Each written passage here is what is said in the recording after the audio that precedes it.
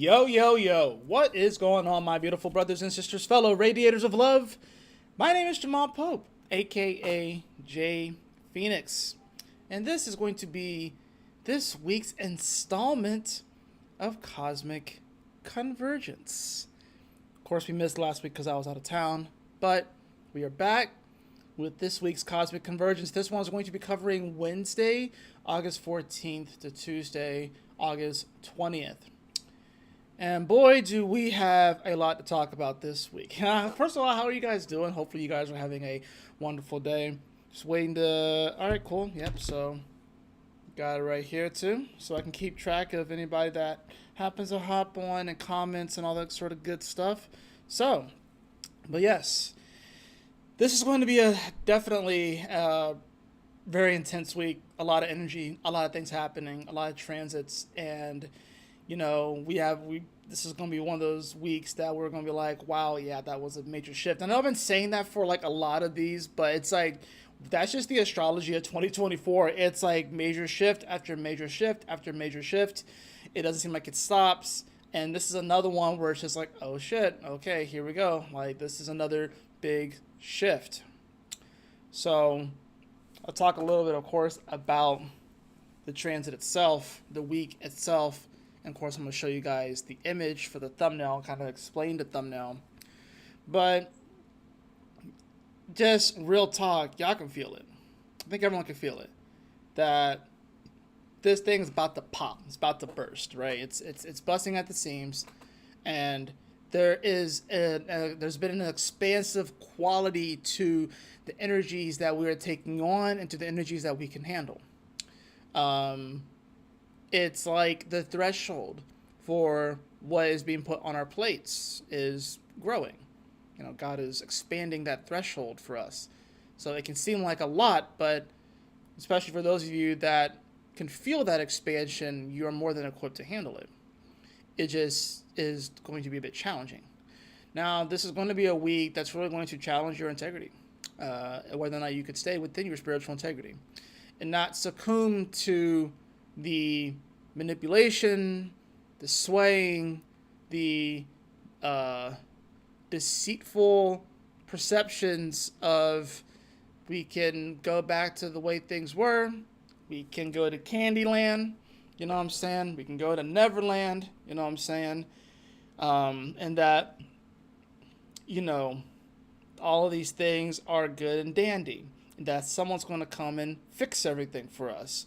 I don't care who it is, whether you think it's an athlete or a politician or even a religious figure. I don't care who it is. There's not going to be one person that's going to come and save everybody. And for you to put so much stock into one person without taking any personal accountability for your journey and why you came here, you know, but if you are outsourcing that to somebody else, then you've lost the plot. So, just to preface this whole thing with that, because like I said, this is a week that is going to challenge your perceptions. Astrologically, what do we have going on? Well, we have the Sun, of course, still here in Leo. It's going to be finishing up in Leo. Not quite. We'll talk more about the finishing up in Leo next week and moving on into Act 2 of this play, if you will, which is Virgo season, right? So I've been talking about the different acts. But we do have the Sun in Leo still, which is wanting us to be brave and to live from our heart space and to live with passion and live with love.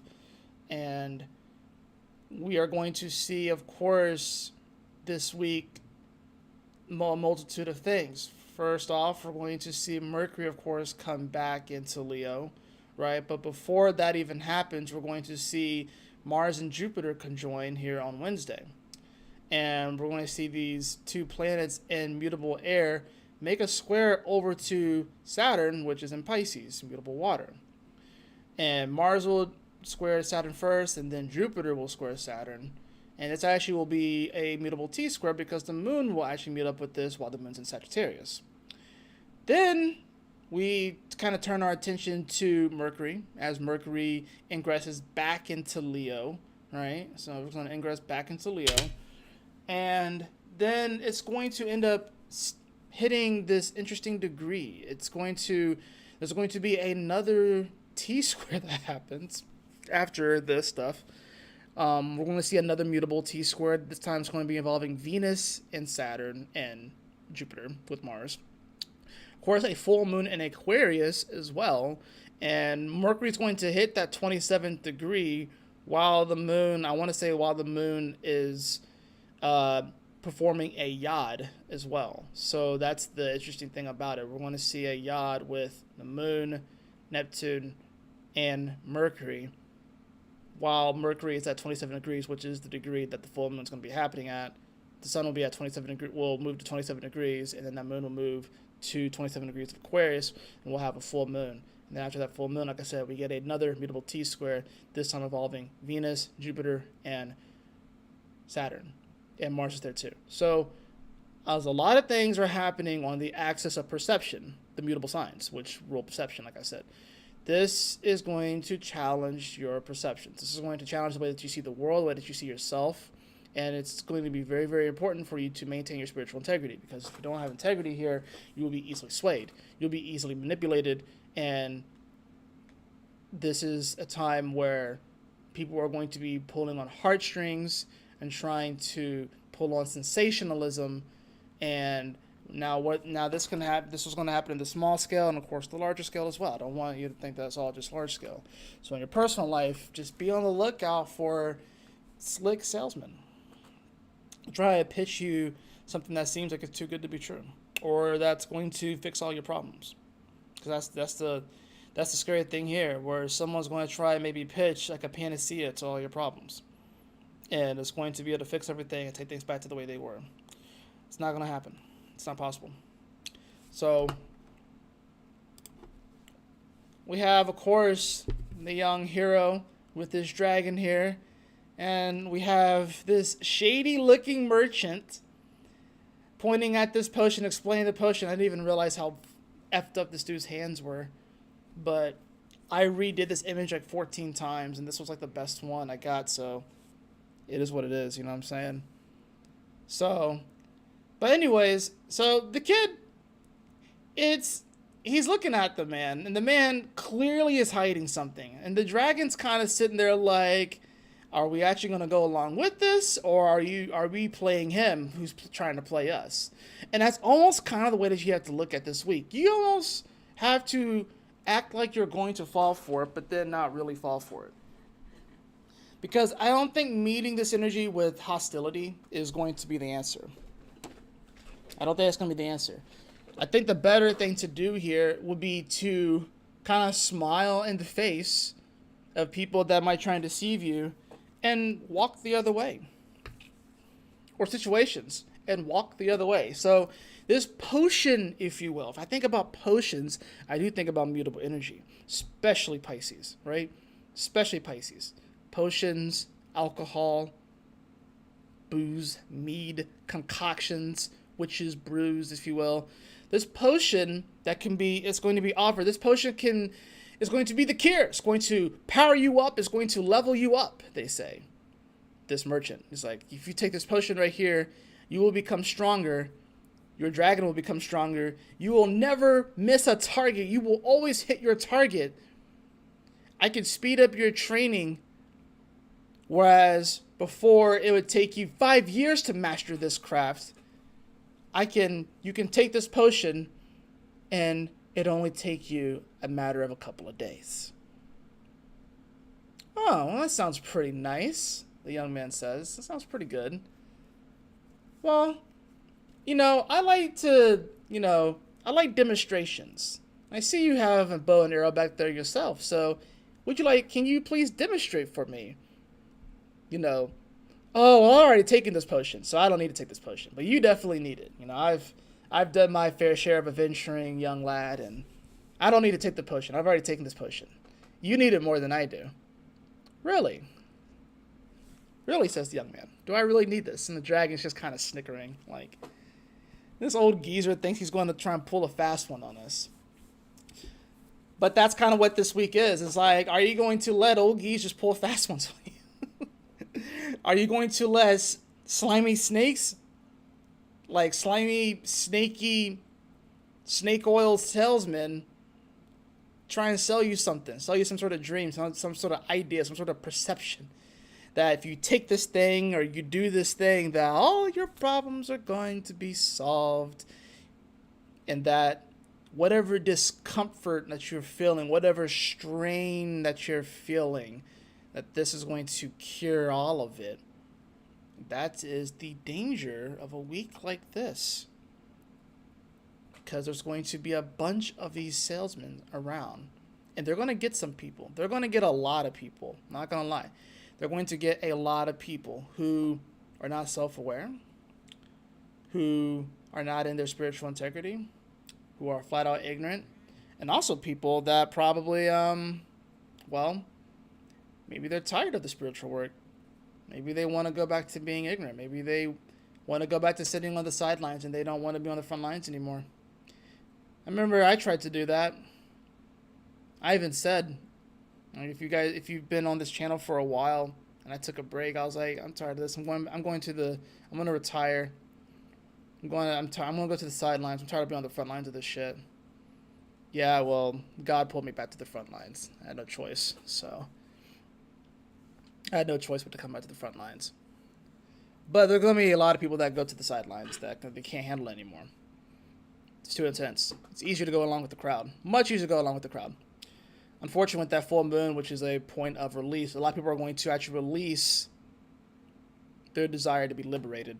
Because that's the weird thing about Aquarius, is that it does rule crowds, it does rule the masses, and it does kind of rule going along with the crowd, but it also simultaneously rules rebellion, and it simultaneously rules liberation, right?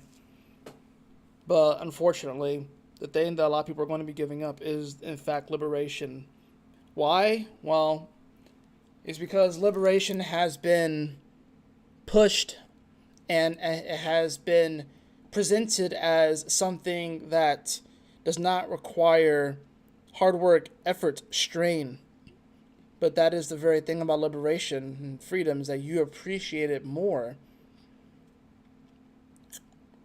when you understand what it took to get it. And that's the thing about this. So you do have the freedom on whether or not you want to take this potion or not. You have the freedom on whether or not you want to take this deal or not.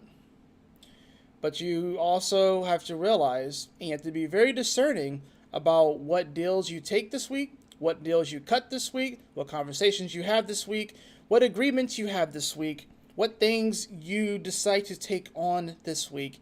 You need to be very, very careful. You need to be very discerning, and this is a week where you kind of have to walk the straight and narrow. I'm not going to lie, because this potion is not what it seems. I can guarantee you that. This potion is not what it seems. It's not going to give you the power that you think it's going to give you. It's not going to fix all your problems. And it is, quite frankly, cheaply made. Like, it's not real. It's not good stuff. It's cheaply made. The ingredients are low quality. It'll probably fuck up your insides. So, for the purpose of this story, this kid's not going to take the potion. He can kind of see through this salesman, if you will. And he's like, yeah, nah, I think I'll pass, but thanks anyways, right? And that's kind of how you have to go through this week. It's going to have to be like that. It's going to have to be like no, but thanks anyways. And keep it moving, keep it pushing. I don't think there's really a need to be volatile this week. I don't think there's really a need to get angry at these individuals this week. I think it's better to just be like, no, I'm good. I appreciate it though, and keep it pushing. So let's go ahead and hop into the charts.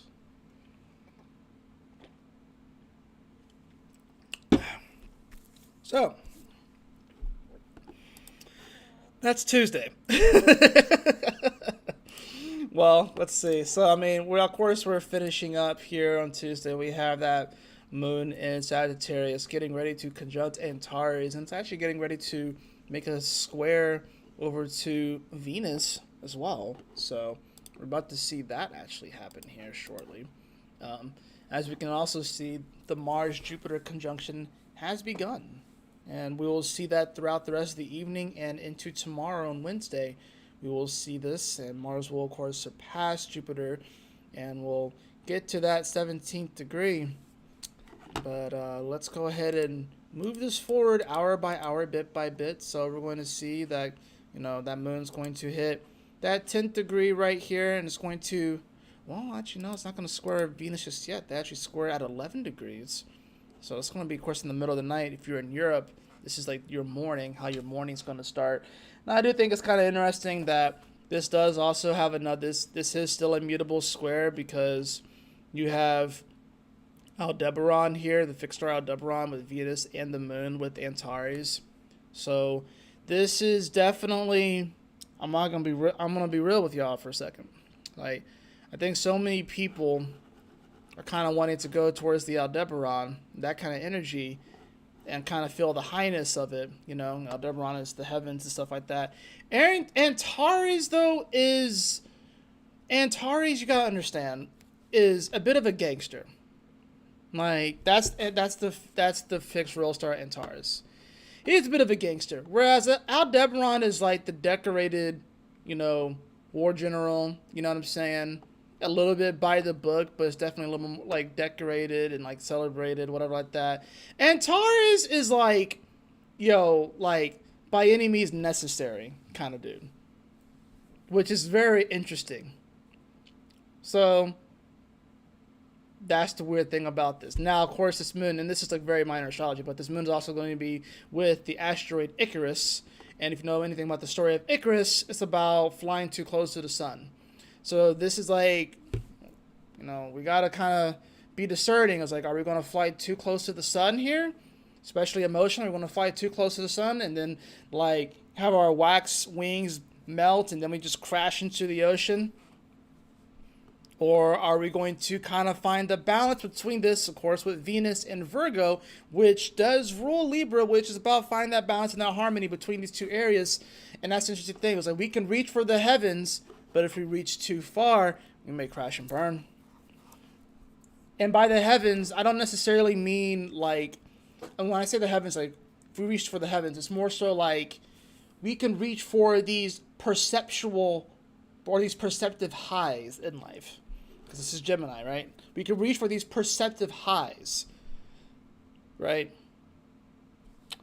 But we have to be discerning about those things that we are reaching for, because if we reach too far, we go too far into it, then that's when the sun burns us and we go a little bit too far and we crash into the ocean. So Venus is here trying to find that balance. Of course, this is probably will affect Europe and in like the Middle East probably more than America per se. It'll probably affect those areas of the world, which of course, if you think about it, Aldebaran is involved in war. Mars is here too, and Antares is also involved in war. So we may see some weird war stuff that come up here. And Venus is trying to find balance while it's in the most uncomfortable place for it to be in, which is Virgo. And trying to find the balance between these two things. Moon, Icarus, Antares, and Aldebaran. That's just, I know a lot of people don't necessarily talk about the fixed stars or even some of these minor asteroids, but I think it's just important to know, because even these minor asteroids, because I have Icarus here, I have Apollo here too, right? So we have Juno, we have Vesta, you know what I'm saying? So it's like these are other aspects of our consciousness, So now, as you're waking up in America, of course, we will see Mars and Jupiter get ever so closer, and they're going to officially conjunct here at 1640. This is going to be around 11:21 a.m. Eastern Standard Time. At that point, we are going to see the moon pretty much in direct opposition to it. It's going to be very close, not exact, but it's going to be pretty much in direct opposition. And oh boy, what does that do? That triggers the mutable T-Square between the moon, Mars and Jupiter, and Saturn and Pisces. And you can kind of include Venus in it, even though Venus is off by about 5 degrees. But considering what is involved here, I would say that this is pretty much a mutable cross.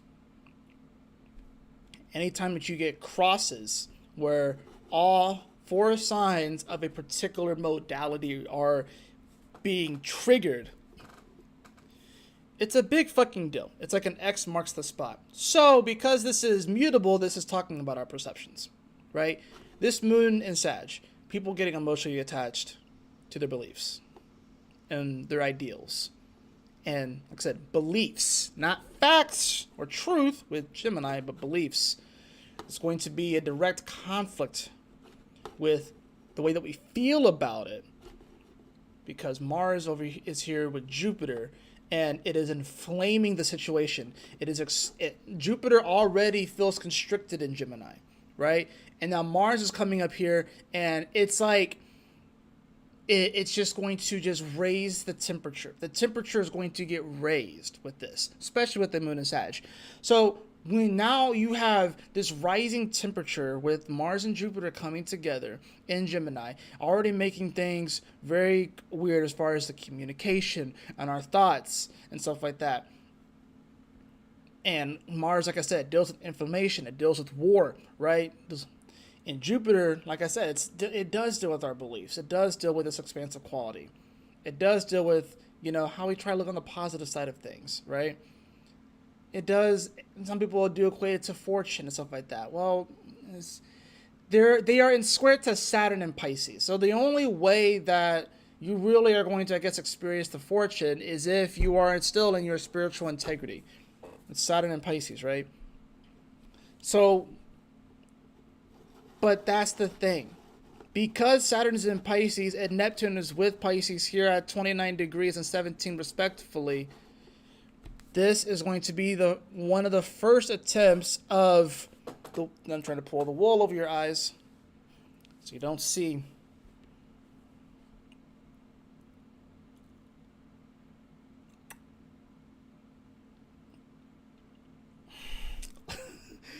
This is a wild fucking week. I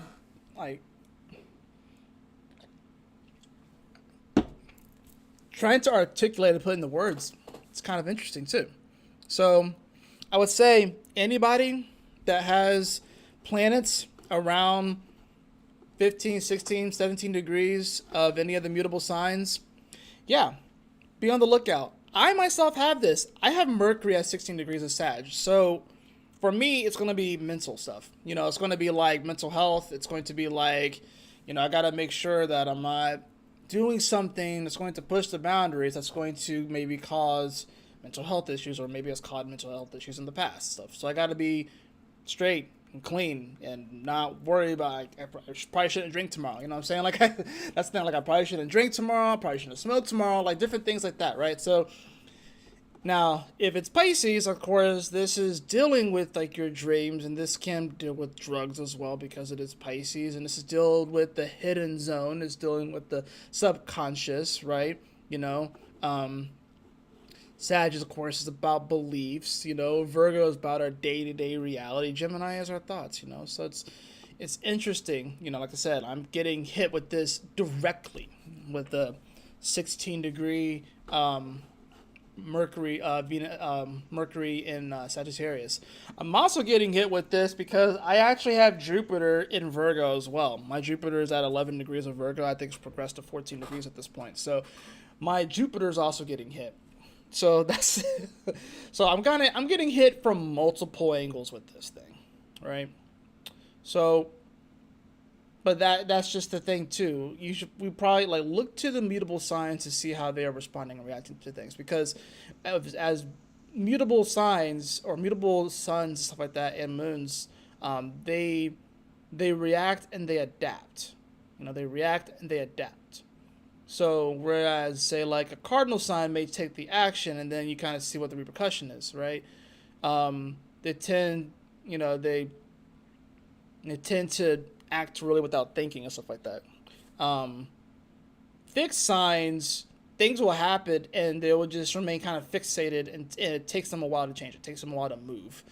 You know what I mean? So that's the thing about fixed signs. It's like they're not easily changed, and they're a bit stubborn when the energies happen and stuff like that, when things occur. So we're going to see this massive mutable T-square, which is going to put a very interesting challenge with this moon, like I said, being challenged by Saturn, with Mars and Jupiter being challenged by Saturn, right? And of course, Venus over there at Virgo, trying to balance it all out and shit. Not easy. Not easy at all. So now, the weird thing about this Mars and Jupiter is that this can inflate people's confidence beyond, you know, what they actually are capable of. So that's a weird thing. I think it's a weird week where we do have to have bravery and courage and confidence and know that we are able to do something.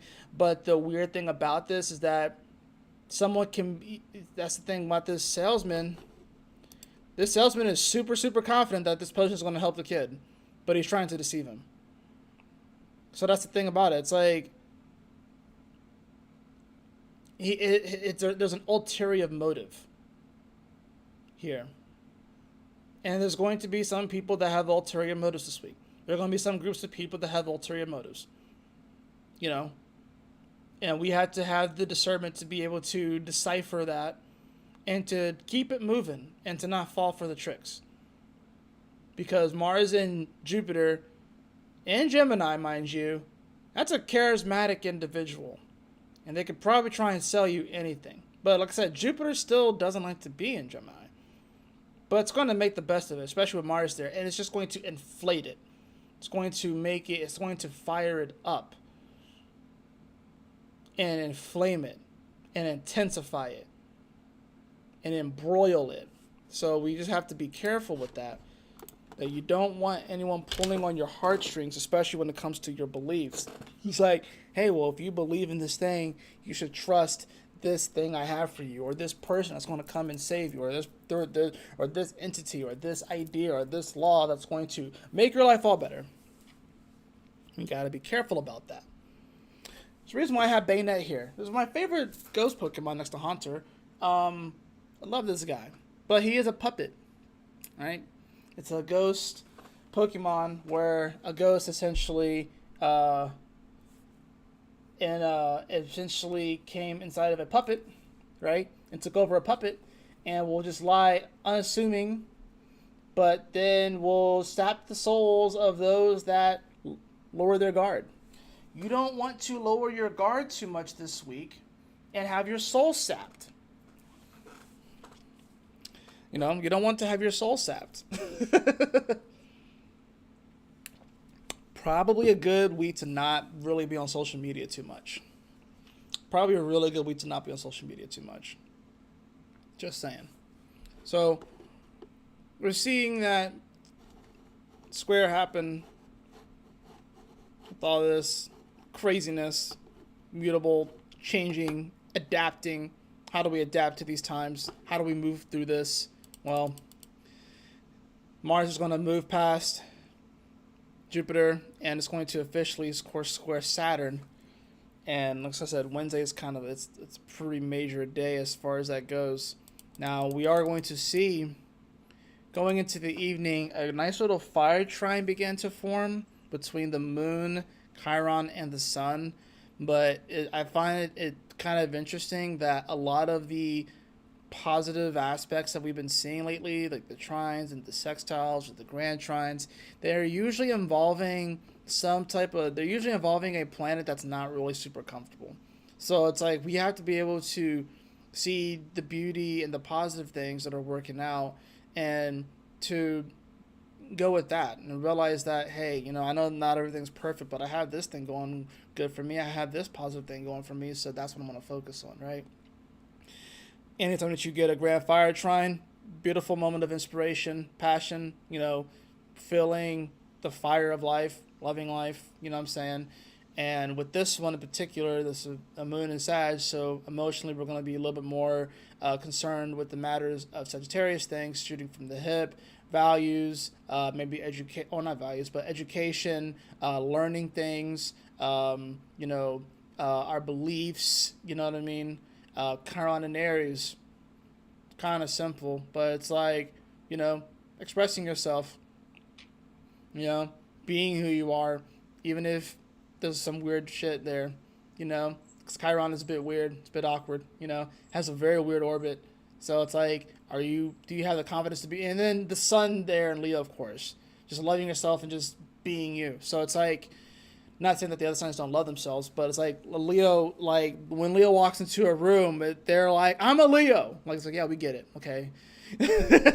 But Leo has to do that. And that's the thing. You almost have to kind of have that sort of almost like delusional, like self-love, not to the point where you are not willing to work on the things that you need to work on, not that kind of delusion, but the kind of delusion where it's like, yeah, I'm a badass, let's go, let's do this, you know. So I think, like I said, this is a very nice way to end off the day with this trine that's building up here.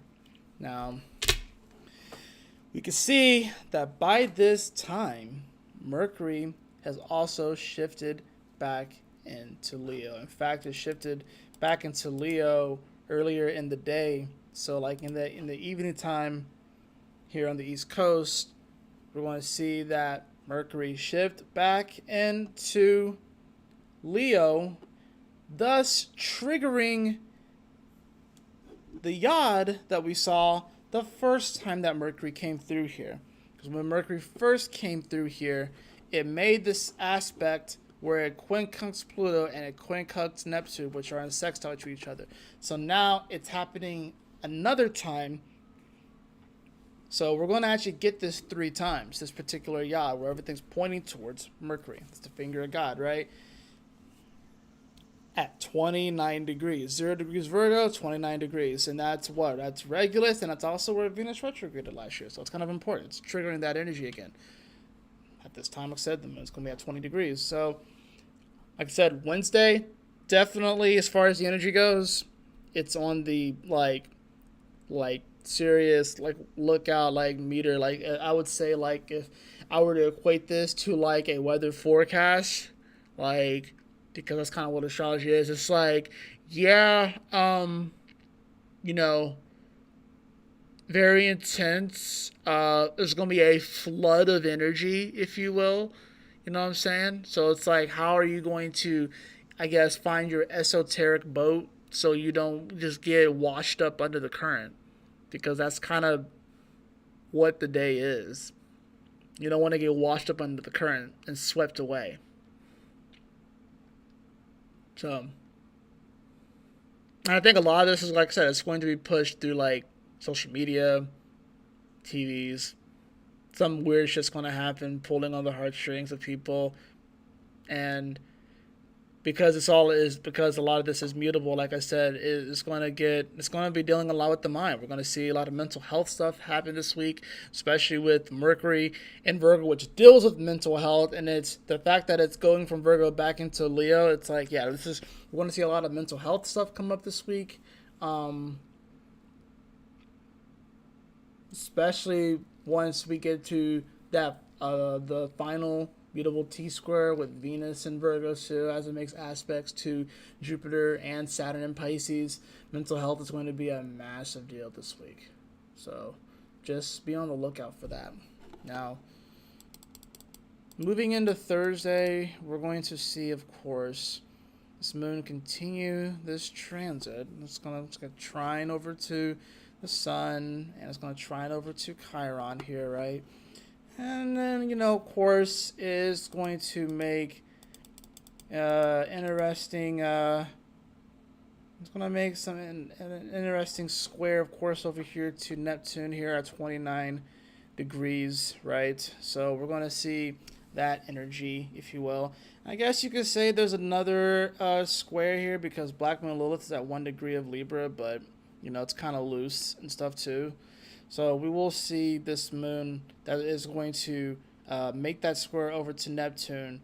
It's happening, of course, while it's in trine to Mercury as well. So like I said, there are opportunities this week to be able to, like, okay, and this is very edgy.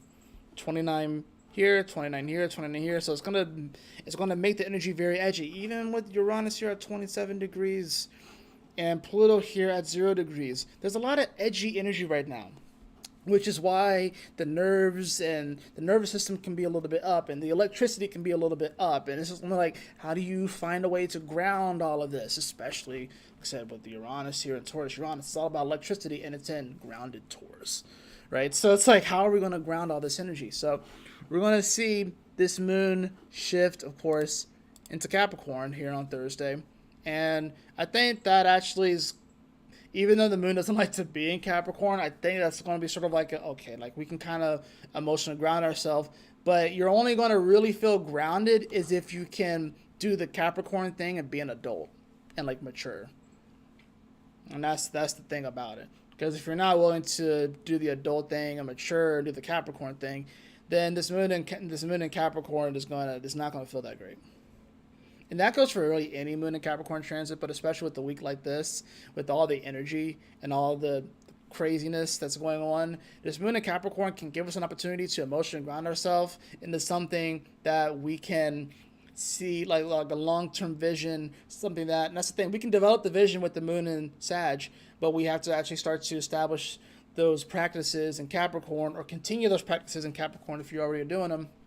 When the moon goes into Capricorn, we can ground ourselves in something that is going to be sustainable in the long run. Not the short little, quick little fix, you know what I'm saying? But something that is actually going to have some sustainability and some durability. That's really what it comes down to. So, we'll see, of course, that Mars-Saturn square is building to its exact point. So we're going to be feeling that we're feeling it right now, but we're going to feel it all of Wednesday, pretty much all of Thursday. That moon is going to come here to Capricorn. And, that's pretty much it as far as Thursday goes. It's really the main deal, of course, is the Mars-Saturn square, which Mars-Saturn squares, you got to remember, Mars is the foot soldier, Saturn is the boss. And this is when Mars does kind of communicate back to Saturn. It's like, okay, especially being in Gemini, it's like communicating back. It's like, okay, so this is what's going on. It's like the first update, if you will. It's the first update, and the update's always a bit of a challenge because Saturn is going to give Mars new marching orders, if you will, and is going to give Mars its next task, if you will. And it's also that moment where we kind of look at it as like, okay, like whatever task that, God gave us when they were conjunct, the square is like that first it's that first major checkpoint. You could say kind of the sextile, but the square is that first major checkpoint. It's like, okay, let's check in. How are you doing on this?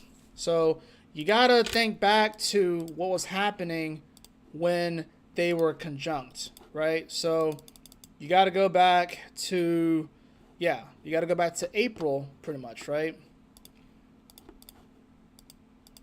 So what was going on in your life in April of this year?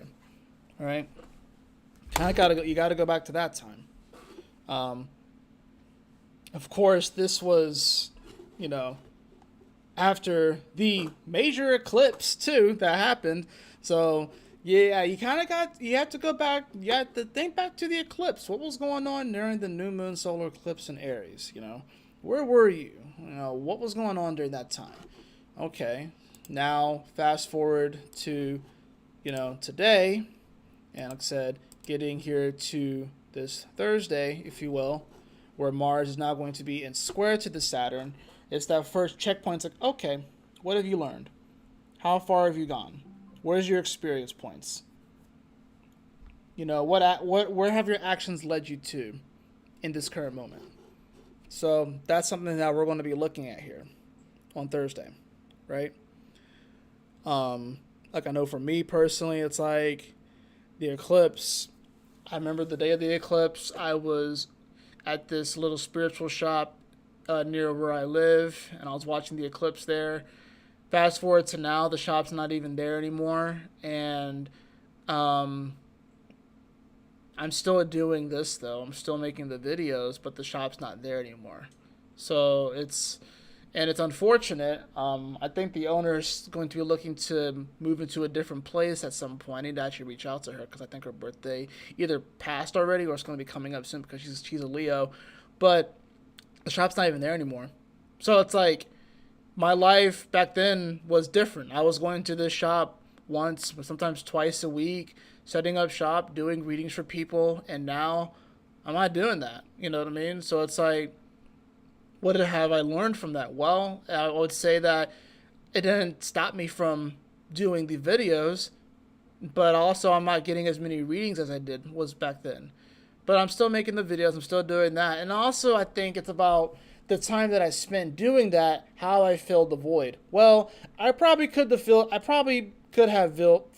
void a bit better. I'm not going to lie. I could have been a little bit more productive, and the energy that I was committing to that to where it is right now. Because some of it has gone to this, but some of it has gone to places that are probably a little bit more wasteful, like playing too many video games and shit, right?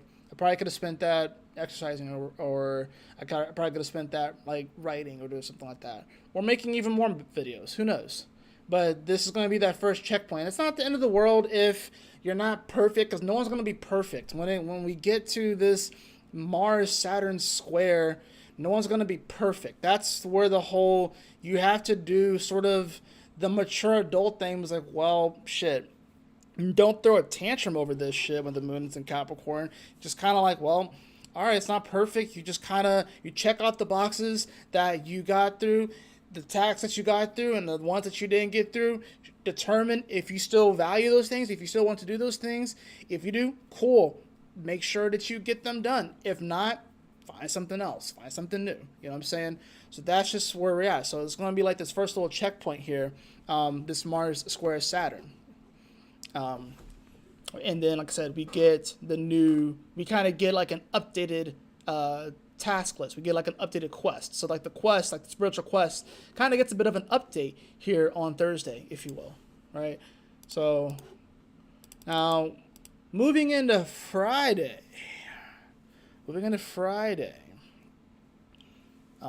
Interesting enough, the Mars-Saturn square hasn't even come to its exact position, but it's building up to it still. So that's the interesting thing about it.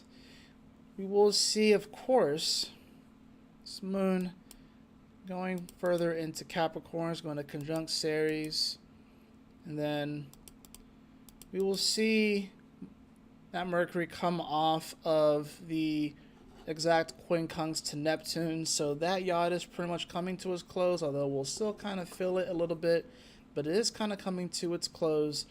And then we get Jupiter that hits the 17th degree of Gemini, while Mars shifts to 18 degrees of Gemini, right?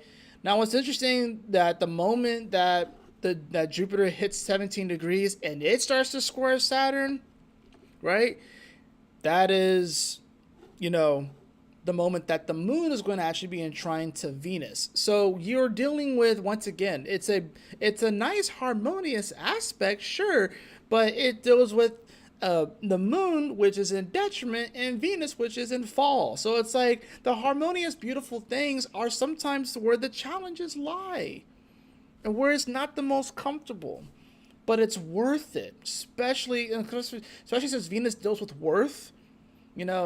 It's worth it. The things that take a little bit of time, a little bit of effort, the things that aren't immediate. That's the thing about Virgo. Even though it's mutable, it is the slowest of the mutable signs because it is Earth, right? It's the most solid of the mutable signs. This is why Virgos have to learn patience. Right? All the immutable signs have to learn patience. But Virgos definitely struggle with patience. Because they're always analyzing everything and they're always trying to fix everything. And they have to realize that they don't need to analyze, they don't need to fix everything. And that's the thing with Virgo. They're always trying to fix everything. And then they get frustrated and get annoyed by people. Right? But it's not your job to fix everything, Virgo, right? So there's a level of patience that we have to learn here. All the mutable signs do. So, and that's the other thing about all of these mutable T-squares and shit like that. The collective has to learn patience. We have to learn that things are going to happen immediately. Things are going to take time, and that no one's going to come and fix our problems for us. That we actually got to do it ourselves. Or the people that are going to be pushing themselves as the answer to all of our problems, they might be able to do a little bit at the most, but they're not going to fix everything. This is what it is. So now we get the Jupiter-Saturn square that ensues. And whenever these two planets square, pay attention. Pay attention.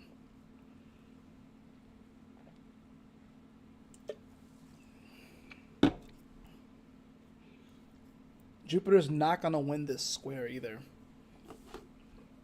Jupiter's not going to win it. Even if we look at the sheets.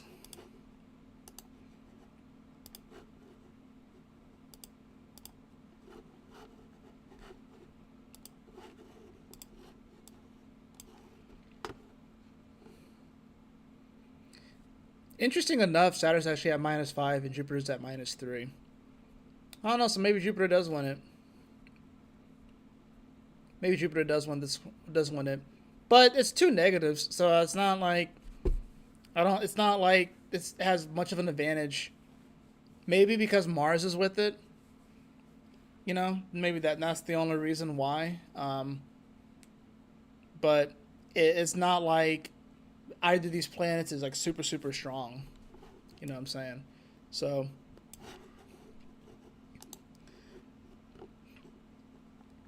let me go back to, oh wait. Yeah, that's what I wanted. Okay, cool. All right, let me get back to that. Sweet. Yeah. Move it slightly up. There we go. There we go. So now, and this is another thing too. Mars, of course, moves much faster than Jupiter, right? Jupiter takes 13 months to go through a sign. Mars goes through a sign much faster than Jupiter does. So it conjuncted Saturn earlier this year. Jupiter did not. So we get like this double whammy of where we're kind of reminded of what happened earlier in the year, and then we're going to get, and then, like I said, this is triggering when they were conjunct last, and even the last square, which you have to go back even further. So the last time that Jupiter and Saturn conjuncted,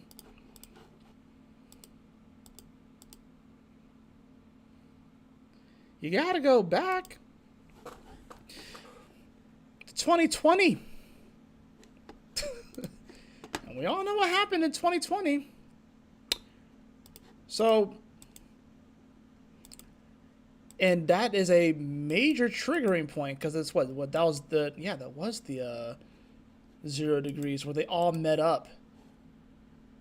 Yeah, where they all met up here in Capricorn. So you have to go back to then. Oh my goodness. Jupiter and Saturn at 29 degrees. Where is Pluto going to this year? Oh, it's retrograding back to 29 degrees of Capricorn and stationing, and then going direct, and then finally going to Aquarius, where it'll be there for, the next 20 years. Oh, interesting. But that was the last time that Jupiter and Saturn conjuncted. Was at the end of 2020, and now we're going. And that was. I'm gonna read to you guys 29 degrees of Capricorn, so y'all can actually get it. Like, so, hey, cause y'all don't hear me. All right, I'm gonna read this to you guys. All right, let's see. Capricorn 29, look up. Okay. All right. Properties.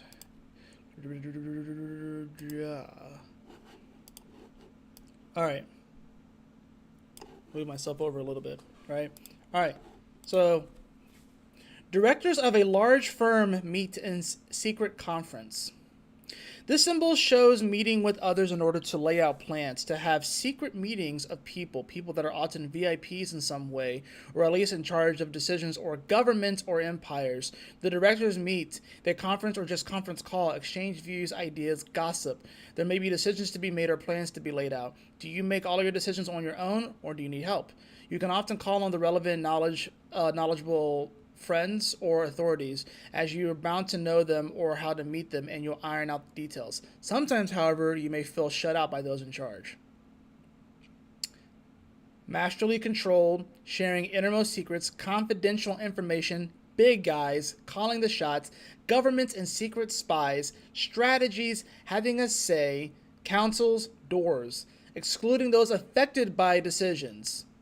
Say it louder for the people on the back. Excluding those affected by decisions, exploiting people or situations, exploitation, manipulation, challenging your perceptions, being kept in the dark, gossip, loose lips, Gemini, refusal of entry, the glamour of big business.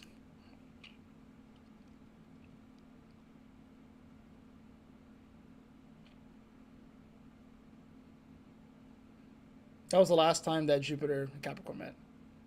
Is at that degree. Where Pluto's coming back to. So, that's the crazy thing about this. So, that this whole spot is getting triggered so hard. And I want to say, wasn't it like at the beginning of that year too, where I know that I know there was retrograde, so I know Saturn went into Aquarius and then it retrograded, so that's what happened. Saturn went into Aquarius and then it retrograded back, right? So it retrograded back. Jupiter was retrograde too, right? And then they met up later that year at this 29th degree. Actually, I think it was technically 0. Yeah, it was technically 0 Aquarius. But that's where Pluto is right now. And, that's interesting with that degree, too, which reads 30 degrees Capricorn, which is 0 degrees of Aquarius. So this whole spot's getting triggered.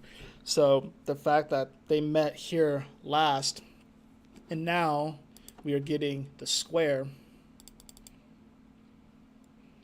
when Jupiter hits the 17th degree and starts to square Saturn here. It's going to be covering all of the last 4 years. This Jupiter is the story. It's the journey. And it's going to be covering, and Saturn is time, it's karma. So it's going to be covering the last 4 years of what the hell we just went through.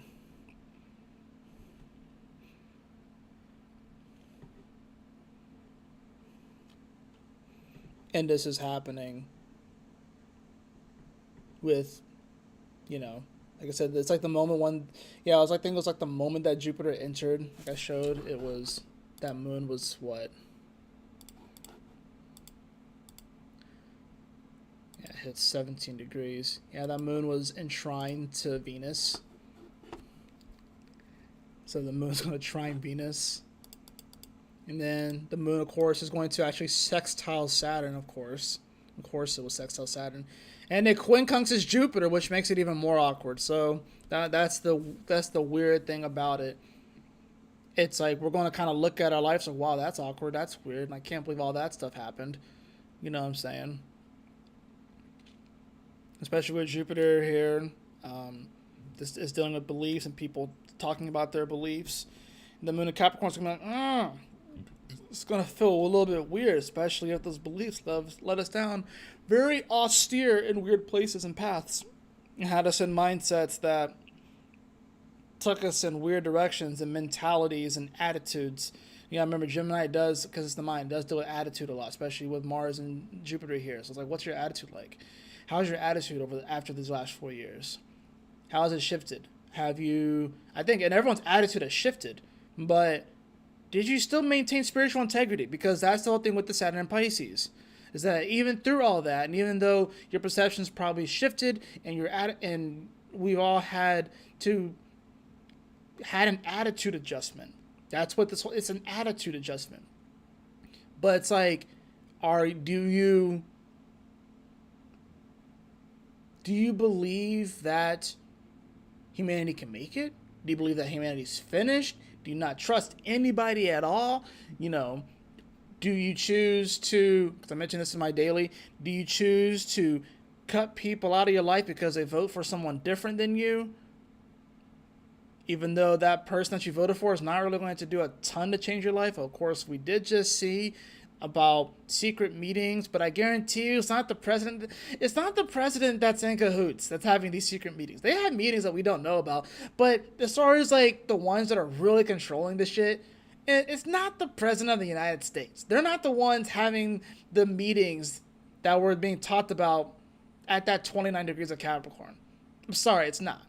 But Trump is not the boogeyman you think he is. Nor is Kamala. It's kind of a joke, honestly, that whole thing. So, if they're not the boogeyman that you think they are, then they're not the savior you think they are either. You know what I'm saying? So, let me move myself back. But they're not the ones having those meetings. We don't know the people that are having those meetings. We don't know them. Just saying. So,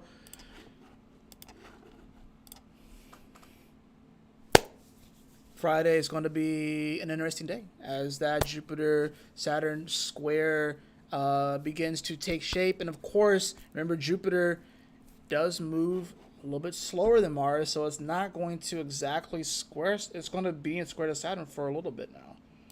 It's going to take a little bit. So, yeah, well, Mars was on it really quickly. It moved off. So Mars got the marching orders. Like, okay, this is what happened. This is the progress. Okay, this is my new quest. All right, got it. Cool. Jupiter is going to square Saturn. And when Jupiter and Saturn square, they're kind of like, they kind of do this. You know what I'm saying? They're kind of like, hey, what's up? Hey, it's a different game. It's a different challenge between Jupiter and Saturn, right? It's like, clear the room. Clear the room. Like, that's why Mars had to meet with Saturn first. It's honestly a good thing. Honestly, if Jupiter has squared Saturn first, man. Man, I'm just saying, man, that probably would not have been a good thing. But the fact that Mars met with Saturn first, all right, cool, right? But with Jupiter square Saturn, clear the freaking room.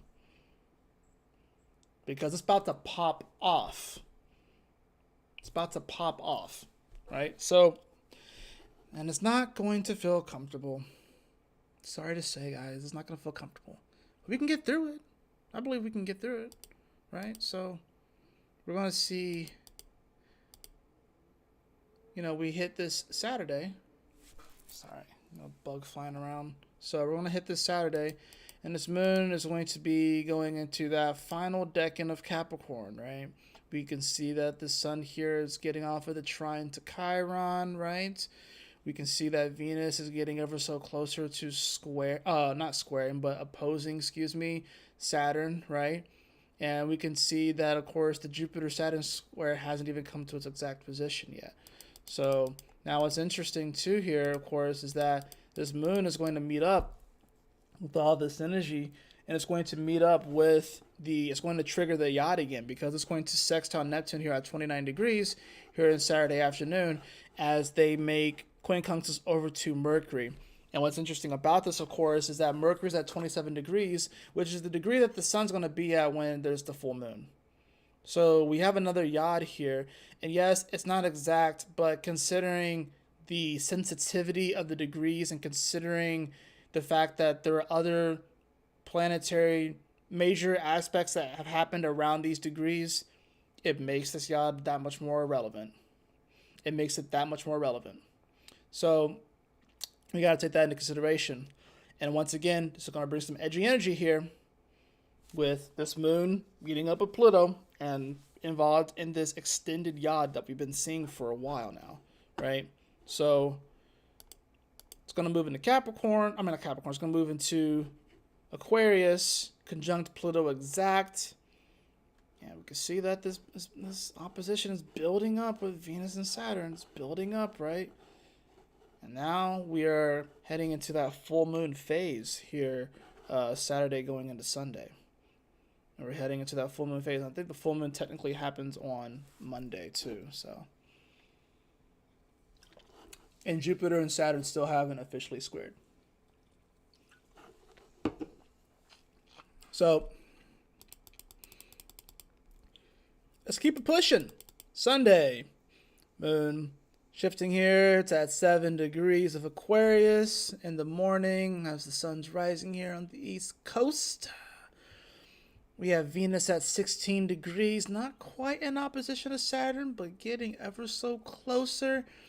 And of course, Jupiter still is not exactly in square to Saturn. So we're going to be feeling that one for a while. We're going to be feeling it for a while. If you know, you know. If you know, you know.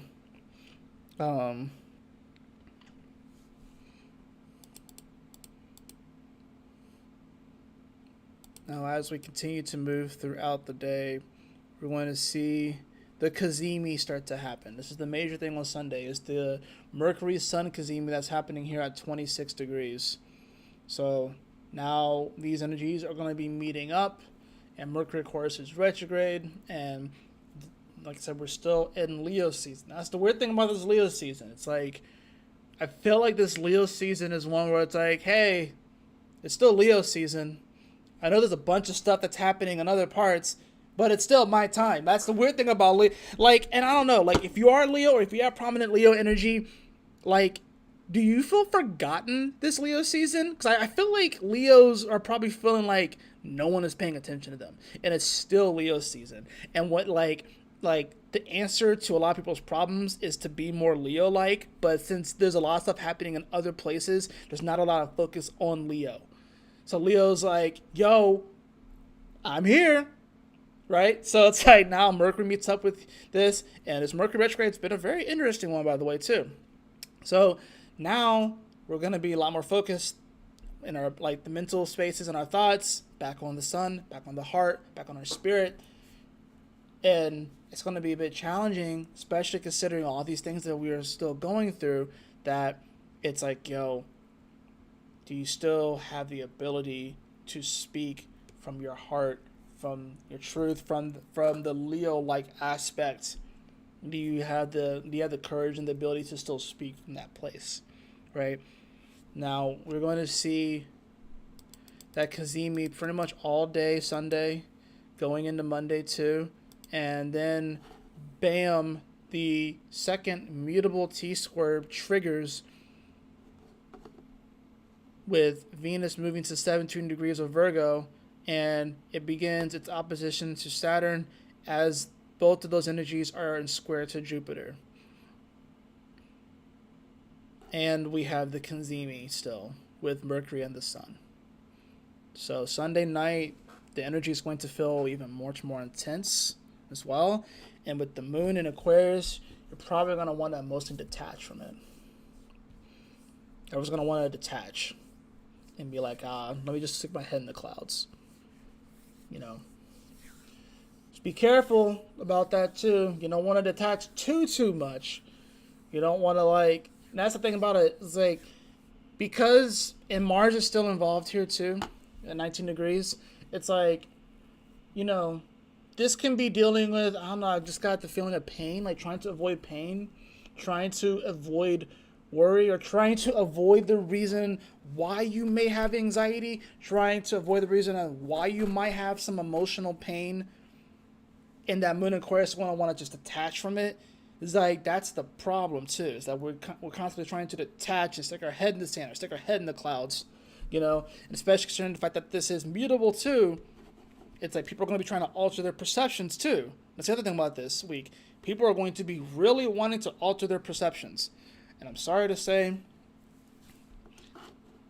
like, just be careful with that, especially as the moon crosses Pluto. All right, just be careful with that. You know, and as far as altering your perceptions, you know, but that's the thing. They're doing it as a means to avoid the discomfort of the rawness and the realness of the moment and how things are, you know.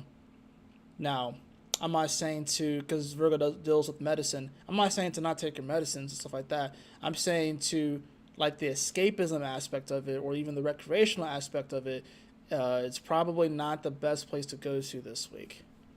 And I just feel like that's just kind of like a growing trend in general until the North Node gets into Pisces. But, like, and even then, the North Node in Pisces is going to be kind of interesting too, because it's going to hit Neptune and it's going to hit Saturn. So we're going to see like some weird stuff when it comes to like drugs and like other different things, maybe prisons and other, I don't know. Like, we're going to just see some weird shit. But yeah, this other square comes up. So like I said, Venus and Virgo. And here's the thing about Venus and Virgo, right? Venus is trying to get it's trying to get back to Libra, right? Where it can feel balanced and it can feel good, you know? And it can appreciate the finer things in life, you know what I'm saying? But in Virgo, like, Venus, I'm sorry, you can't have your nails done. Right? I know you want to have your nails done, Venus, but, you know, your hands are in the dirt. You gotta do the hard work, you know? And it's about, you know, that day-to-day grind, if you will. Venus just wants to be appreciated, right? Venus is more about the receptive. It's not really about doing the day-to-day tasks and the mundaneness of everything with Virgo. Not that Virgo's just mundane, like, not that all Virgos are just mundane and boring, because that's not it. I'm just saying that, like, Virgo deals with the day-to-day tasks, it's very analytical, and Venus is like, I want to just be adored and appreciated. When Venus is in Pisces, it can be the pearl and the clam, just be adored and appreciated. And Virgo can't do that. Sorry, Virgo, you're raking leaves, you're digging holes, you know what I'm saying? You're washing dishes, all right? You're doing laundry. You know what I'm saying? You're collecting the bushels of wheat in Virgo. You know what I'm saying? So that means that it's going to be uncomfortable. Yeah, you're not going to be able to get your nails done or your hair did like you normally would like to do. You know what I'm saying? You're going to have to wear something that's a little bit more attuned to doing those kind of tasks. So you can't just wear the beautiful sundresses and all that sort of stuff, Venus. You know what I'm saying? And Venus does deal with the feminine energy a lot. I mean, shoot, people see the symbol all around and they say it's the sign of, you know, femininity, just like how Mars is the sign of masculinity, and not realizing that they're the glyphs of Venus and Mars. Though most people don't know their astrology, they don't know the symbols and everything. You know? So so it's just interesting. So, like, that's the other thing too with femininity as well. You know, you don't want to kind of fall into the trap of toxic femininity.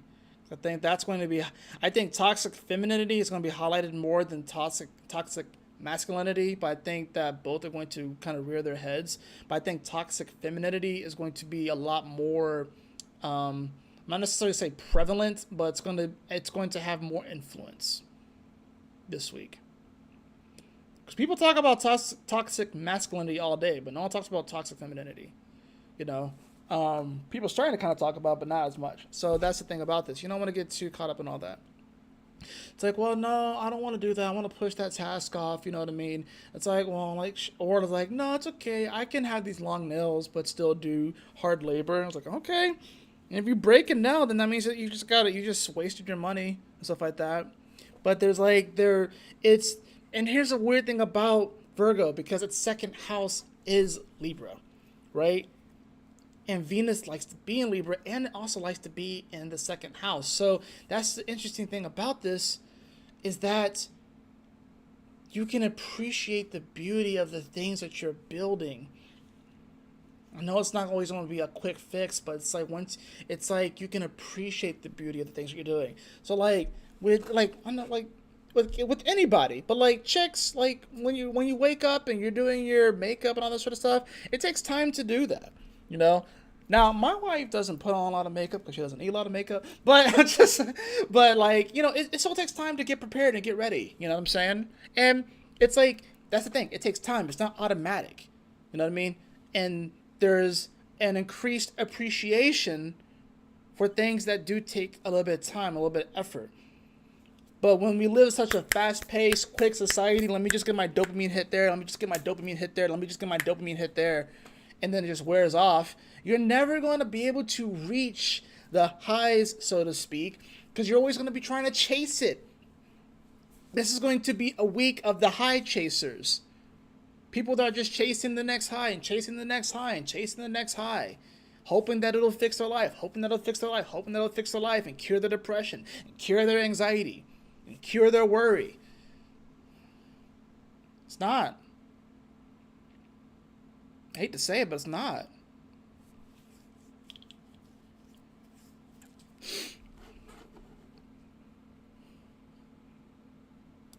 So, now we, of course, will move into the full moon here on Monday at 27 degrees of Leo and Aquarius, respectively. Of course, Mercury has come off of the it's at 26 degrees, getting ready to move to 25 degrees. Venus is at 17 degrees, and Jupiter and Saturn still haven't squared exactly, but they pretty much are at 1726 and 1728, so they pretty much have squared. I think it's interesting too that this full moon does involve Vesta. I call Vesta the little flame that never goes out. It's the internal motor that keeps things going. And it's simple. It's not super in your face about it. Maybe a little bit more in Leo. But especially with it being Leo, this is like that spark within each and every one of our hearts that keeps us moving, keeps us going. No matter what happens, no matter how dark things are, no matter how daunting things seem, that is something that we really need to pay attention to. Like I said, Vesta is like that tiny little flame, but it doesn't go out. But it's simple. It's not boastful, right? There's a purity to Vesta as well. So this is going to be dealing with the purity of our hearts, with the sun meeting with Vesta, and then this full moon here. And of course, this full moon in Aquarius, yeah, it's a release point. That's the typical slapstick, basic astrology. With the full moon, you release things with full moons. So that's the thing about this too. It's like we want to definitely be careful that it's like, well, what are we releasing, I guess, With it being Aquarius, Aquarius does deal with cults. It deals with the people in cults, and Pisces is the belief of the cult, but this does dealing with cults. So people can be released from cults, but people can also join cults around this time. Start to believe different narratives. They can release liberation, the sense of freedom, for the sake of comfort and convenience as well. Of course, this is Aquarius still. It does with the masses. Monday is going to be a very shitty day for social media. I'll probably just avoid Facebook and all that shit altogether if you can help it. And I think it's interesting, too, that, of course, Uranus is in square to all this at 27 degrees. So we get two mutable T-squares and a fixed T-square. I don't even think I put that in my notes on the video. So we get multiple T-squares this week. This is an intense week, y'all, right? Probably a good idea to avoid social media, like straight the fuck up. It's probably better to just go outside and touch grass, like straight up, because people are going to be trying to convince other people of different things. Join my cult and join this cult and join this group and join that group. You know what I'm saying? But it's got to be like, well, you got to go back to the Leo land. You know what I'm saying? You got to go back to Leo land with this. Sorry, Aquarius. And my wife's an Aquarius too, right? And I want to say she's a 27-degree Aquarius too. But, yeah, this is, we gotta go back to Leo land with this one. It's like, okay, yeah, maybe the crowd is going this way. Maybe that school of fish is going that way, and that crowd's going this way. But what way are you gonna go? You know what I mean? Not that you have to be just all to yourself and just be a hermit and not do anything with anybody. But it's about like, okay, what do you want? What is your heart saying? What is your spiritual mission? Right? And also, how can you coexist with other people, Uranus and Taurus, with other people that may not share all of the same values as you? We got to get it out of our head that we can't coexist with people that don't share every single idea and value with us or belief. We got to get that out of our head. I don't know what happened. There was a period of time, a short period of time, where it wasn't as relevant. It wasn't as big. Like, it was still a thing, but somewhere along the way, everything got inflamed and hyperbolic, and now it's like you have to be on the same page with everybody. And if there's one thing that's off, then people are getting cut out of people's lives left and right and up and down and shit just because of one little thing, especially when it comes to people that we don't even know personally, and especially when it comes to people that don't have the control that we think they do. But it's being pushed on us that they do have that control. What the fuck happened? No, I'm just being real.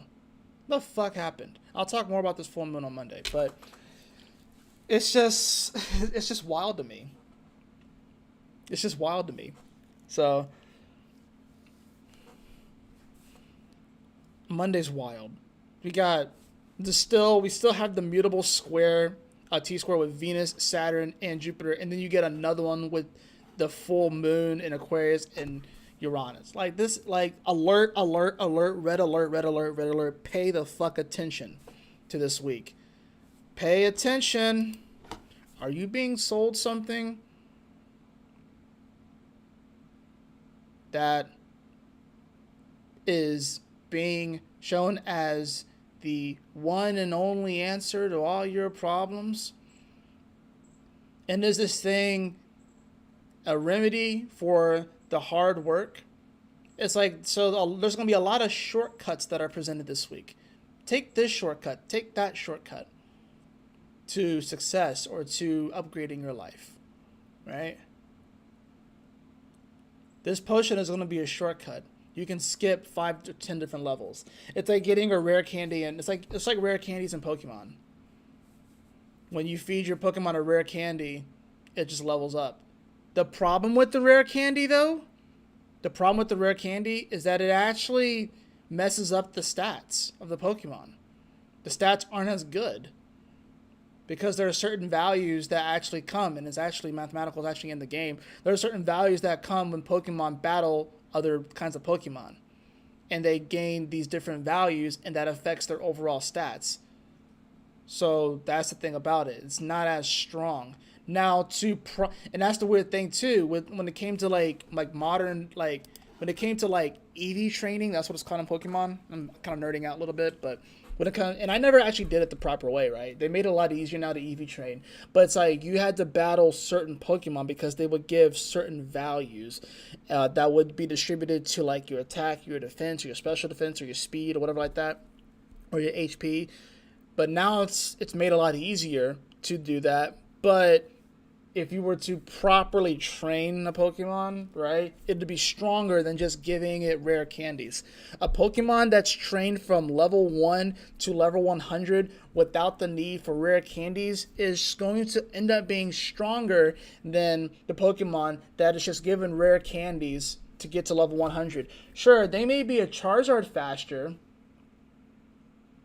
They may be a level 100 Charizard when you still have a Charmander, but boy, best believe once that Charmander becomes a Charizard, it's going to be battle tested, it's going to be ready, and it's going to kick that Charizard's ass. So you gotta look at it like that. It's going to kick its ass. So don't take the shortcut this week. Kick ass and take names. Straight the fuck up. So moving into Tuesday, we got the moon in Pisces. And Venus coming off of the Mutable T-Square, of course, as well. So we start to see this moon on Tuesday. Tuesday, the energy kind of chills off a little bit. I mean, it's still in Pisces. It's still kind of intense and stuff. Sun still in square, of course, to Uranus as well, although it's loosening. And of course, Mercury had squared Uranus too, so that's also involved. I didn't even mention that, but that was involved here. So, and at this point, Jupiter has officially squared Saturn, but we're still feeling it. It's still 17 degrees, and it's only separated by 5 minutes, so it's still going to be rather intense. So, Tuesday, of course, that moon is going to get really close to Saturn, right? Actually, it's going to, it'll join up in the square too. So Tuesday is going to be the moment where we kind of feel it. It's going to be almost sort of like the moment where we kind of feel the timeline shift, especially. It's going to be the moment where it's like the portal that we went through in 2020 when they met up in Aquarius at 0 degrees. And remember, Aquarius is ruled by Uranus, so it's very quantum. Once the moon meets up with Saturn, we're going to feel the jump. It's almost going to be sort of like a delayed effect, if you will. It's going to be sort of like we've already made the hyperspace jump, if you will, through the portal. But then on Tuesday, once the moon reaches Saturn, it's built up throughout the day, built up throughout the day, built up throughout the day. We're going to feel like this kick, if you will. You know what I'm saying?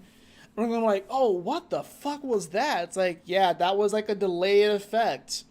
It was very delayed, So it's like this whole week is almost sort of like prepared for like that kick, which is in many ways kind of a bit of a power up, if you will, but it's gonna be delayed. It's gonna be like, whoa, what happened?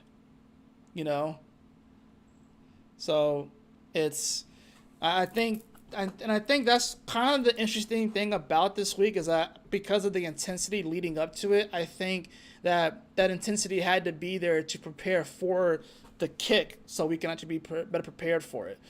It's almost sort of like a lot of the energy just comes rushing in. I kind of see it as like it's sort of like we went through the wormhole, right? I need like a rubber band or something, because that would be the best way to show what I'm talking about. Hold on, I might be able to find something. So we'll just use this hair tie because I feel like that's what this. And yes, I am wearing Gryffindor, jammies. So that's right, business on top, casual on the bottom. You know what I'm saying? So this moon, when it meets up with Saturn and it joins up with this square with Jupiter, it's like this. Like we went through the wormhole, right? But this back part hasn't caught up to it yet. So it's like we went through the wormhole, we stretched out, we stretched, went as far as we could, and then the moon meets up with Saturn and squares Jupiter, and then bam! So we're going to feel that snapback emotionally, and it's going to be bewildering for some people. You're not going to know what's hit you, but really it's like this is something we've been preparing for a while, and now this is the snapback. And this is happening after multiple mutable T-squares, a fixed T-square, a full moon, a Mercury Sun Cazimi. There's a lot of stuff that's going into this. A Yod, with, of course, Neptune and Pluto over to Mercury that just went back into Leo. There's a lot of stuff happening here, right? So it's like, it can definitely feel a bit uncomfortable. It definitely can feel a bit weird. But I just want to prepare you guys for the week because it's going to be an intense one, and we can navigate it. We can make it through. I think the way that we make it through is by doing the adult thing, and sometimes we gotta do the hard thing. Sometimes we gotta do the uncomfortable thing. But we have to find this. Like if there is a saying that rings true right now, is that you have to be able to find comfortability in the uncomfortable. But just have that on repeat. That's the kind of attitude you have to be able to find comfortability in the uncomfortable. And it's going to kind of shift from day to day too. Different things are going to come up, different challenges are going to come up, and you're going to have to find a way to be comfortable within that. And you'll be surprised and shocked at what you're actually capable of, what you're able to handle. If you're unable to handle things, if you're unable to kind of keep things on your plate, then that means that you're not in your spiritual integrity. Just straight up, And of course, we all need a little bit of help too. So I don't want to just say that you're just not doing what you're supposed to be doing, but we all need a little bit of help from time to time. And I think that's the other part about this too. Reach out. You know, you're not in this alone. You're not by yourself. You know what I'm saying? So reach out. You know, Venus is still about relationships too. It's involved in all this. So reach out if you need help. But also just be careful of what people offer you too. Be careful what people offer you this week. Be careful of the solutions that people offer you this week. Just be a little bit discerning as well. You know what I mean? So we got to find that balance here. Because like I said, this guy's going to try and sell you something. And like I said at the beginning of this, you kind of want to have the attitude of where you say, you kind of just smile, you kind of nod your head like, oh, okay, cool. All right, cool. Yeah. He's like, well, do you want to buy it? It's like, no, I don't think I will, but thanks for your time. I'll see you later. And then, you know, whatever. And if this dude chases after you walk away and say, you smile and say, thanks, but no thanks, I'm gonna not buy this. If that guy chases after you and is like, but no, you need this, then definitely run away. Definitely run away if this person chases after you and is saying that you need this, and if you don't get this, you're not gonna make it, you're gonna die, you're gonna whatever, not like literally, but it's like you're gonna regret it. You're gonna regret taking it more so than walking away. If this person's like, but you need this, you absolutely need this, I'm like, it sounds like you need it more than I do. All right, there's something wrong. There's something broken within you. You know, maybe you need it. Maybe you need to take this potion. It's I'm just saying, like, so why don't you do it? Oh, I've already done it. Well, let me see you do it again. If you did it once, you can do it again. It's okay. Oh, but no, that's just going to double the effect. It's going to cancel it out. I don't know if it'll be more effective. Well, if you don't want to kind of give me the example, then I'm not really interested in buying it. Oh, well, you're going to regret it. You know, I'm just saying, if you don't hop on this train, you're going to regret it. You'll look back in 3-4 years. You're going to wish that you had this. I'm like, it's okay. I'm good. I'll go the old-fashioned way. But thanks, though. And then he's going to keep moving. So I hope this helps. I'll just move my thing a little bit. I hope this helps. I hope this made sense. Don't worry. Don't be afraid of a week like this. It's nothing to be afraid of. Just to be aware of. Yes, it's an intense week. There's a lot of stuff going on, but you got it. You'll make it through. Make it through this thing together. So let's go ahead and get the cards. I got my Shaman Tarot deck because I felt like I really needed it for a week like this. I have not used this deck in a while, but I felt like with a week like this, I definitely needed the energy of this deck. And it's so weird. Even though I may go periods without using this deck, it's just always smooth for me. It always shuffles very well. The energy of this deck is it's just different. It just hits differently. It's very honest. Like I said, it kind of gives me grandmother, grandfather vibes. Oh, we got a card that slipped out. Oh, we got the Four of Cups. With the Four of Cups here, so you know he's communicating with the spirits. It's like he's communicating almost with like the bad dreams of this individual. You know what I'm saying? So you know, you don't want to be apathetic and lethargic this week. Although I think some people are going to want to go that route because of all the stuff that's going on. They just want to emotionally detach from it. Four of Cups is definitely very emotionally detached, and it's like, why bother? Well, that's not really the right way to go either. The why bother energy is not really the right way to go either. So,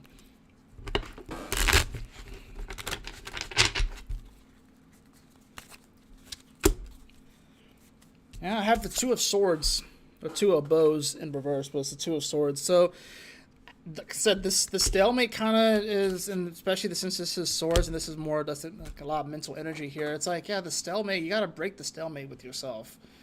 You know what I'm saying? This shows an individual that is meditating on a pile of trash, and there's an eye behind him, so this is dealing with our perceptions. Are you meditating right now on a pile of trash, trying to make that pile of trash into a throne? something that we might want to consider. And because this is bows, this is more of like a mental thing. This is an attitude. So are you meditating or embodying an attitude that's actually a trash attitude, but you're trying to make it into something that it's not? Yep. High Priestess. So in reverse too. High Priestess in reverse. This can definitely deal with delusions of grandeur. This can definitely deal with going too far. This can definitely deal with trying to go beyond the veil, and you're not. And because it's the Two of Swords in reverse, it's not necessarily the best mental place. And because it's the Four of Cups here too, it's apathy. So this is like, be careful. As I said, be careful with escapism this week. Be careful with drugs. Be careful with physical things that alter your perceptions. Just be careful with that stuff. I'm not gonna say to not do it. You guys gonna do what you're gonna do, whatever like that. People are gonna do what they're gonna do. I'm saying to be really, really careful. Just be really, really careful with that stuff. Probably best to just avoid it. But I'll draw a few more cards too. So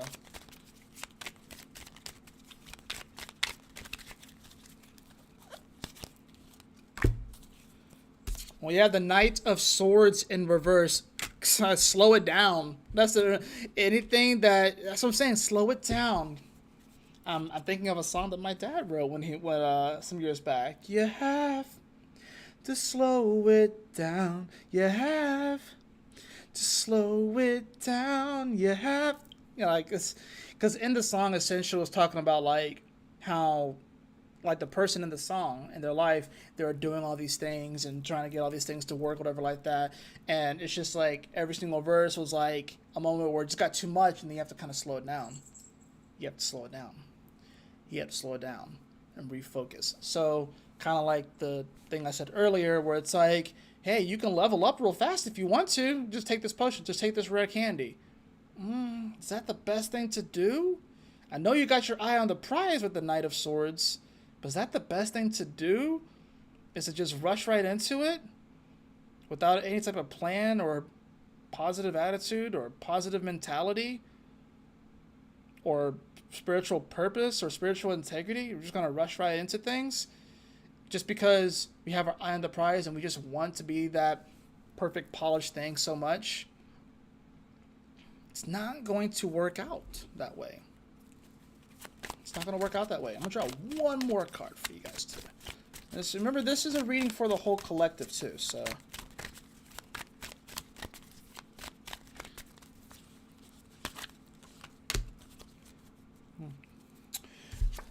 Three of Swords in reverse.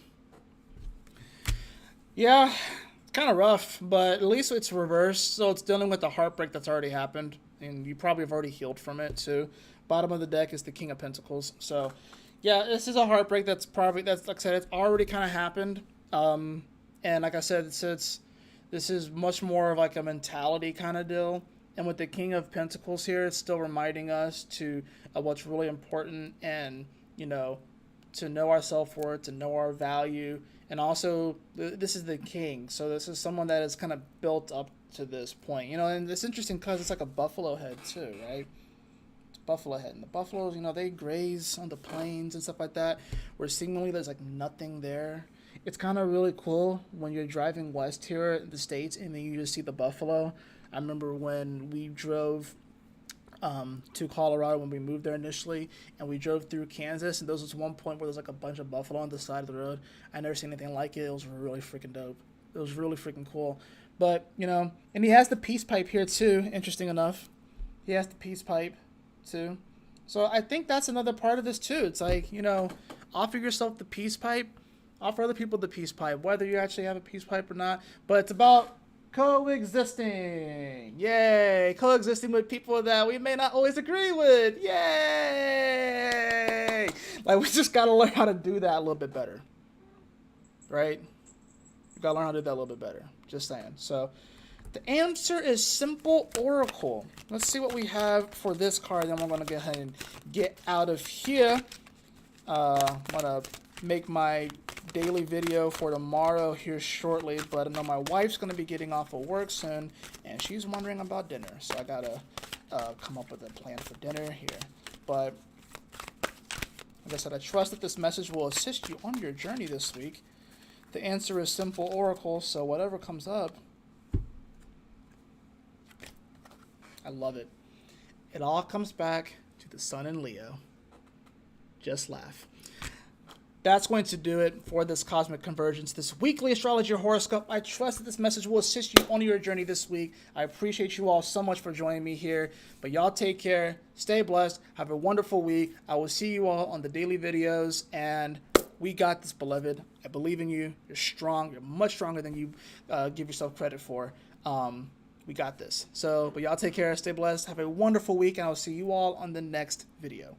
Peace.